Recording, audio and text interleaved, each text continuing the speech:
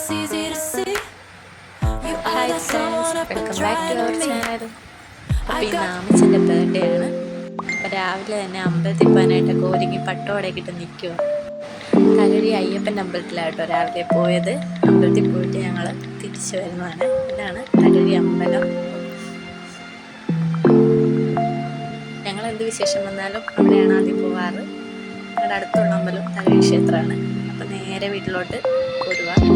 നമുക്ക് സ്കൂളിൽ പോകേണ്ടതുകൊണ്ട് വൈകുന്നേരമായിരുന്നു കേട്ടോ സെലിബ്രേഷനൊക്കെ. അങ്ങനെ സെലിബ്രേഷനായിട്ടൊന്നും ഇല്ലായിരുന്നു.